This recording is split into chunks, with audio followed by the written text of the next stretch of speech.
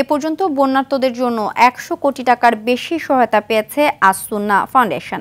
সংগঠনটির চেয়ারম্যান শেখ আহমদুল্লাহ আরটিভিকে জানিয়েছেন, এ টাকা শুধু ত্রাণ তৎপরতা নয়, বন্যা পরবর্তী পুনর্বাসন কাজেও ব্যয় করা হবে। আপাতত চলমান বন্যার জন্য সহায়তা নেওয়া হচ্ছে না জানিয়ে তিনি বলেন, যদি কেউ দিতে চান তা পরবর্তী বন্যায় বা দুর্যোগে ব্যয় করা হবে। আরও জানাচ্ছেন এয়ার বাদল।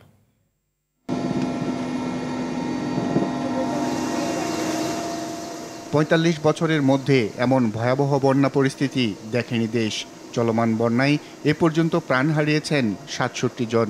দুর্যোগ ব্যবস্থাপনা ও ত্রাণ মন্ত্রণালয়ের তথ্য অনুযায়ী পানিবন্দী হয়ে পড়েছেন ৬,০৫,৭৬৭টি পরিবার। কোয়ালিটি সম্পন্ন আন্তর্জাতিক মানের still bar CSRM, committed for better still. ভয়াবহ এ বন্যা পরিস্থিতিতে বিভিন্ন সংগঠনের পাশাপাশি মানব সেবায় এগিয়ে আসে শায়খ আহমদুল্লাহর আস-সুন্নাহ ফাউন্ডেশন। ত্রাণ কার্যক্রমে নিজের অভিজ্ঞতা বর্ণনা করে তিনি বলেন, আগামীতে বন্যায় মানুষের কষ্ট যাতে কমে সে বিষয়ে কাজ করতে হবে। ১০০ কোটি প্লাস যে ডোনেশন এসেছে এটাকে আমরা কয়েক ভাগে ভাগ করেছি। ৩০ কোটি টাকা দিয়ে আমরা ৪,৩০০ প্লাস মেট্রিক টন খাবার কিনেছি। আমরা যথারীতি আমাদের ফাউন্ডেশনের নিয়মই হলো প্রত্যেকটা প্রজেক্টের আয় ব্যয়ের হিসাব অডিট, প্রথম সারির অডিট ফার্ম দ্বারা অডিট করানোই হবে। এর বাইরে প্রজেক্ট শেষে পুঙ্খানুপুঙ্খ হিসেব কোনটা কত দিয়ে কিনেছি আমরা এগুলো সোশ্যাল মিডিয়ায় দিয়ে দিই, যার কারণে আমাদের ডোনার, আমাদের শুভাকাঙ্ক্ষীদের একটা বিরাট আস্থা আমাদের প্রতি আছে, তারা জানে আমাদের কাজের সিস্টেম। তো ৩০ কোটি টাকা আমরা ত্রাণ সামগ্রী কিনেছি ৪,৩০০ প্লাস মেট্রিক টন, আর ৩০ কোটি টাকা আমরা বরাদ্দ রেখেছি কৃষকদের জন্য এবং ক্ষুদ্র ব্যবসায়ীদের জন্য। যারা কৃষক ক্ষতিগ্রস্ত হয়েছেন তাদেরকে আমরা ক্যাশ টাকা দিয়ে সহায়তা করব। সেই সাথে যারা ক্ষুদ্র ব্যবসায়ী আছেন, ছোট্ট একটা টঙের দোকান ছিল, নিঃশেষ হয়ে গেছে, তিনি যেন আবার ঘুরে দাঁড়াতে পারেন, তাকে আমরা ফিনান্সিয়াল হেল্প করব ৩০ কোটি টাকা।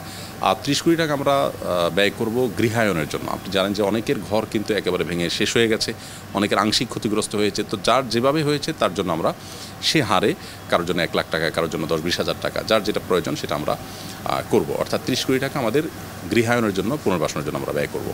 আর ২০ কোটি টাকা আমরা বাজেট রেখেছি শিক্ষা খাতে। আমরা জানি আমাদের শিক্ষার্থীরা অনেক পিছিয়ে পড়েছে, তারা যাতে সেটা পুষিয়ে নিতে পারে, যেন কাটিয়ে উঠতে পারে, অগ্রসর হতে পারে, সেটার জন্য ২০ কোটি টাকা আমরা বাজেট রেখেছি, যে প্রত্যেকটা উপজেলা, প্রত্যেকটা গ্রামে গ্রামে আমরা এই প্রকল্প খুলব, যাতে করে তারা আগামী ৬ মাসে তাদের এই পিছিয়ে পড়াটাকে রিকভার করে নিতে পারে। তো আমরা এভাবে মোটামুটি বন্টন করেছি যাতে করে সুষম বন্টন হয় এবং প্রত্যেকটা খাতে আমরা কাজ করতে পারি। চলমান বন্যায় আস-সুন্নাহ ফাউন্ডেশনের যে পরিকল্পনা ছিল তা পূরণ হয়েছে। এরপরেও কেউ সহযোগিতা করতে চাইলে তা ব্যয় হবে পরবর্তীতে। ফান্ড ১০০ কোটি ক্রস করেছে, সেটা মোস্ট প্রবলি এখন পর্যন্ত সেটা যেহেতু চলমান আছে, আমার মনে হয় সেটা ১২০-৩০ কোটি বা তার আর একটু প্লাস মাইনাস হবে। এ পর্যায়ে আমরা দাঁড়িয়ে আছি, আমরা আর কোনো ডোনেশন নিচ্ছি না, কারণ আমরা জানি যে আমাদের যে নির্দিষ্ট প্ল্যান প্রোগ্রাম আছে এর বাইরে যদি টাকা আসে তাহলে সেটা আমরা এই বন্যায় খরচ করতে পারবো না, কারণ একটা সার্টেন টাইমের পরে তো এই নিডটা থাকবে না। এই জন্য আমরা আজকে রাত ১২টার পরে যদি কোনো টাকা আসে এই ফান্ডে, আমরা সেটা পরবর্তী কোনো দুর্যোগে, পরবর্তী কোনো বন্যায় খরচ করবো বলেছি। মানুষের কল্যাণে তাদের প্রচেষ্টা অব্যাহত থাকবে বলেও জানান তিনি। সাধারণ মানুষ এদেশে কল্যাণ কামাতে তাদের মধ্যে অনেক বেশি, তারা ঝাঁপিয়ে পড়তে চায়।